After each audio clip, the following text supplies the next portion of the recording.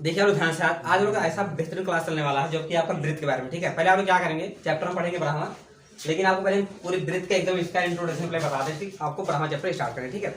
तो आप लोग जानते हैं ब्रीथ, पहले कहानी शुरू की, ब्रीथ बना कैसे आप लोग, क्या होता है आप लोग बचपन में मतलब खेलते थे कैसे, एक डंडा ले लेते हैं, एक बार ऐसे मतलब क्या चारों तरफ घूम जाओ, एक घुमरी घुमा लो, आपका ब्रीथ बन जाएगा ना। एक डंडा लो, बीच में खड़े हो जाओ, ठीक है, चारों पे एक बार चक्कर लगा दो डंडा लेकर, तो क्या बनेगा, प्यारा सा ब्रीथ बनेगा, नहीं बनेगा।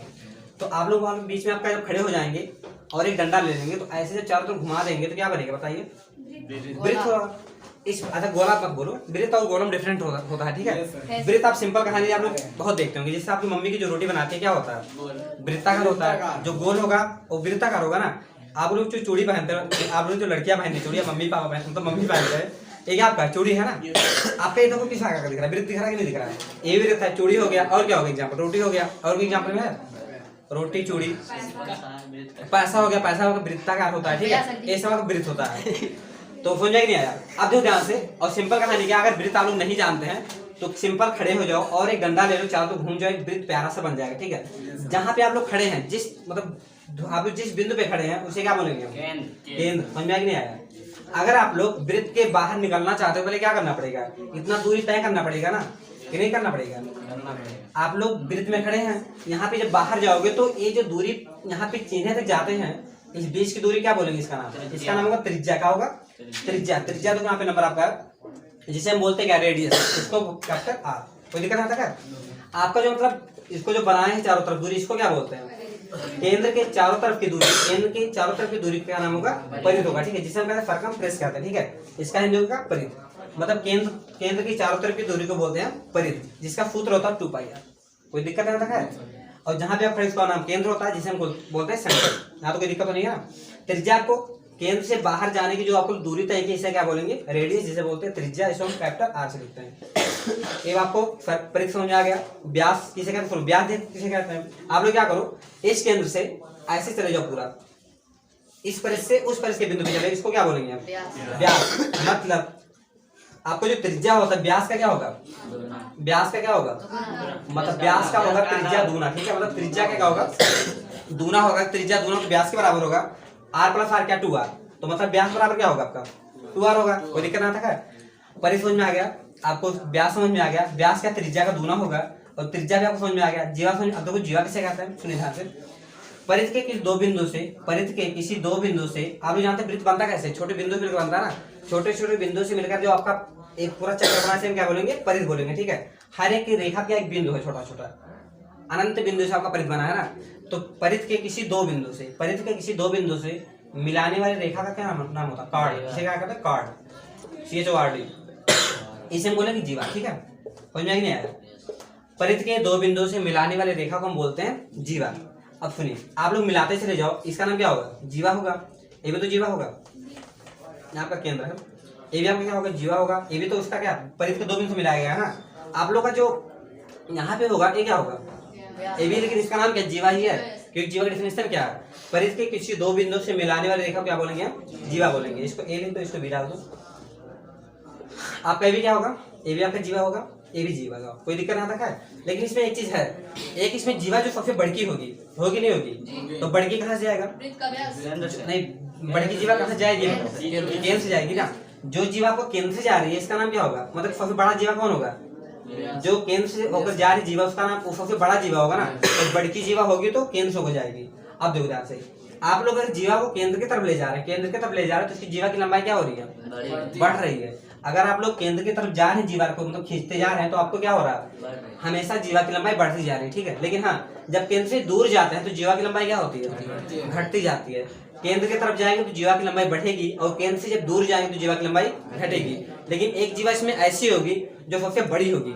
अब सुनो ध्यान से, अब यहाँ तो पूरा तो जीवा ही है ना, तो जो बड़ा होगा सम्मान के लिए कोई अलग नाम देके नहीं देंगे। घर में जो मतलब सबसे बड़ा होता है उसको भैया सब पुकारते हैं, छोटे के मतलब नब्बली को बुलाएंगे, ठीक है। लेकिन जो सबसे बड़ा होगा उसको क्या कहेंगे, भैया कहेंगे, है ना। तो इसी में जो सबसे बड़ा होगा इसका नाम चेंज करके क्या बोलेंगे हम, क्या बोलेंगे, व्यास बोलेंगे, ठीक है तो जीवा, लेकिन इसका नाम क्या कर दिया, व्यास कर दिया। समझ में नहीं आया। इसका मतलब यही होगा कि ये भी है तो जीवा, लेकिन सबसे बड़की जीवा का नाम क्या होगा, व्यास होगा। समझ में आया कि नहीं आया। केंद्र की तरफ जानते हैं तो जीवा की लंबाई क्या होती है, केंद्र के जाते जीवा की लंबाई क्या होगी, बढ़ती है। केंद्र से जब दूर जाते हैं जीवा की लंबाई घटती है। समझ में आया कि नहीं आया। केंद्र तो आपको वृत्त का जो पॉइंट होता है उसको केंद्र बोलते हैं। आपको परिधि समझ में आ गया, व्यास समझ में आ चुका है, त्रिज्या समझ में आ गया, जीवा समझ में आ गया और केंद्र भी समझ में आ चुका है। ठीक है, बचा आपका क्या, माइनर सेगमेंट, जिसे बोलेंगे लघु वृत्तखंड। ये लोग लघु वृत्तखंड किसे कहेंगे, पहले आप इसको चाप समझ लो, लघु चाप किसे कहते हैं और दीर्घ चाप किसे कहते हैं। आप लोग क्या करिए, किसी पॉइंट को काट लीजिए ए और बी मानकर, ए आपको जो दूरी होगा इसको बोलेंगे चाप। ठीक है, आप लोग चाप ऐसे तो लगाते हैं कि नहीं लगाते हैं, इस तरह तो चाप लगाते हैं। तो आप लोग लंगड़ा करके इतना दूरी काट लो, ये आपका चाप हो जाएगा। मान लो इसको ए बी, ए और बी, ये आपका होगा चाप। ठीक है, यहाँ पे काट दो इसे, और एक पूरा बचा हो। ठीक है, ये भी तो चाप है, इसको यहाँ से काट दो। आपको पता चल गया यहाँ पे दो चाप है, दिख रहा है ना, एक छोटा दिख रहा है, आपको बड़ा दिख रहा है, तो ये कौन सा चाप होगा, लघु चाप होगा। एक कौन चाप होगा, दीर्घ चाप होगा। तो लघु चाप का नाम क्या होगा, माइनर आर्क होगा। आर्क चाप का इंग्लिश होता है, आपका आर्क होता है, लघु मतलब माइनर होता है, माइनर आर्क मतलब लघु चाप, और मेजर आर्क मतलब दीर्घ चाप। ये वाला क्या होगा आपका दीर्घ चाप होगा, और नीचे वाला क्या होगा, लघु चाप होगा। कोई दिक्कत यहाँ तक है। अब देखा समझिए वृत्तखंड, लघु वृत्तखंड किसे कहते हैं, इसको देख लीजिए, इसको मिला दो वृत्त को पूरा। आपका जो चाप होता है और इसकी जो फंगस जीवा होती है, इसके द्वारा जो एरिया घेरा जाता है उसको क्या बोलेंगे हम, वृत्तखंड बोलेंगे। क्या बोलेंगे, चाप और इसकी संगत जीवा द्वारा घेरा गया क्षेत्रफल। चाप और इसका नाम तो जीवा है ना, तो जानते हैं ना, जीवा और चाप द्वारा घेरा गया क्षेत्रफल क्या होगा, वृत्तखंड होगा। ठीक है, दिक्कत है कि ये कौन सा वृत्तखंड है, कौन सा होगा, आपको पता है छोटा लग रहा है कि नहीं लग रहा है, ये भी तो वृत्तखंड की नहीं है, ये भी तो वृत्तखंड है, ये भी आपका जीवा, ये भी जीवा के द्वारा घेरा गया एरिया है। ये क्या होगा, दीर्घ। आपको बड़ा दिख रहा है, छोटा दिख रहा है, तो ये आपको छोटा वृत्तखंड होगा। ये कौन सा होगा, बड़का वृत्तखंड होगा। तो छोटा क्या बोलेंगे, लघु वृत्तखंड, इसको क्या बोलेंगे, दीर्घ वृत्तखंड। और आपका वृत्तखंड का डेफिनेशन क्या होगा, संगत जीवा द्वारा, सॉरी चाप और संगत जीवा द्वारा घेरा गया क्षेत्रफल क्या होगा, वृत्तखंड होगा। ठीक है, समझ में आया कि नहीं यार। इसे बोलेंगे माइनर, माइनर क्या होगा, माइनर सेगमेंट होगा। ठीक है, ये क्या होगा, मेजर सेगमेंट। ये तो समझ में आएगी टॉपिक। लघु वृत्तखंड समझ में आ गया, दीर्घ भी समझ में आ गया, और दीर्घ चाप भी समझ में आ गया। तो जितना पॉइंट आपको पूरा समझ में आ चुका है। ठीक है, तो एक बार रिपीट करते हैं आपको। परिधि किसे कहते हैं, केंद्र की चारों तरफ दूरी को क्या बोलेंगे हम, परिधि बोलेंगे। और व्यास किसे बोलेंगे, जो आपको जीवा सीख लो, परिधियों के दो बिंदु से मिलाने वाली रेखा को जो आपका जो रेखा बनता है उसे क्या बोलेंगे, जीवा बोलते हैं। और सबसे बड़ी जीवा क्या होगी, सबसे बड़ी जीवा क्या होगी, व्यास होगी। और केंद्र से परिधि की जो दूरी तय करते हैं इसका नाम होता है त्रिज्या। ठीक है, और अगर दोनों दूरी मिला दें क्या हो जाएगा, डबल त्रिज्या हो जाएगी। डबल त्रिज्या किसके बराबर होगी, व्यास के बराबर होगा। व्यास को लिखते हैं कैपिटल डी से, तो इसको आर लिखें तो आपका हो जाएगा 2r। ठीक है, तो व्यास बराबर क्या होगा, 2r हो जाएगा। ठीक है, केंद्र तो आप लोग जानते हैं, वृत्त का जो पॉइंट है केंद्र बोलेंगे। और आपको देखो लघु वृत्तखंड किसे कहेंगे, चाप और संगत जीवा द्वारा घेरा का क्षेत्र क्या होगा, लघु वृत्तखंड होगा। दीर्घ का आपको ये छोटा होगा तो क्या, बड़का वृत्तखंड हो गया। ठीक है, चाप किसे बोलेंगे, जो आपको पॉइंट होगा इसे क्या बोलेंगे, चाप। जैसे आप चाप ऐसा रखते हैं, आप क्या लघु चाप हो गया, ऊपर वाला क्या होगा, दीर्घ चाप हो गया। बस समझा कि नहीं यार। चलिए ठीक है, अब देखिए वृत्त का दो टॉपिक और बचा था, जिसे हम बोलते हैं माइनर सेक्टर, लघु त्रिज्यखंड। दूसरा आपका इसमें है मेजर सेक्टर। ठीक है, इसे हम दीर्घ त्रिज्यखंड।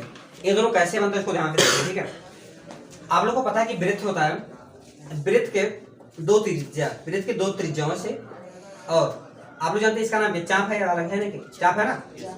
वृत्त के चाप और इनके संगत दो त्रिज्याओं से घेरा गया क्षेत्रफल क्या बोलेंगे, त्रिज्यखंड। ठीक है, लेकिन हाँ, एक कौन सा त्रिज्यखंड होगा, छोटा की बड़ा होगा। आपको पता है कि इस एरिया ज्यादा बड़ा है ना, एरिया छोटा है, तो इसका नाम बोलेंगे हम लघु त्रिज्यखंड। ऊपर वाला क्या होगा, दीर्घ त्रिज्यखंड। ये भी तो त्रिज्या के लिए त्रिज्या। अगर आप इसको अलग करना चाहते हो देख लो ध्यान से। यहाँ पे आप लोग ऊपर बनाना चाहते हो, इस तरह कर दो, ऐसे मिटा दो, ये वाला मिटा दो। ठीक है, ये आपका क्या होगा, दीर्घ त्रिज्यखंड होगा ना।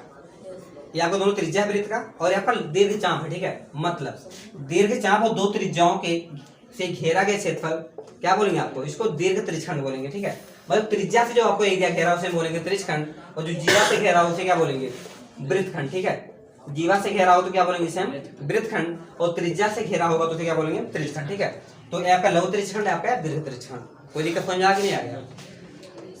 किसी वृत्त के जीवा और इनके दो त्रिज्याओं से घिरे हुए आकृति को या घिरे हुए एरिया को क्या बोलेंगे हम, त्रिज्यखंड बोलेंगे। ठीक है, अब दिक्कत है कि लघु कौन होगा, दीर्घ कौन होगा, जो छोटा वाला होगा उसे हम बोलेंगे लघु त्रिज्यखंड, और जो बड़ा वाला एरिया घेरा पूरा इसको क्या बोलेंगे हम, दीर्घ त्रिज्यखंड। बस इन दो टॉपिक था, इन दोनों को खुद देख लीजिए, बाकी आप लोग इस पर क्वेश्चन लगाएंगे। ठीक है, तो ठीक है।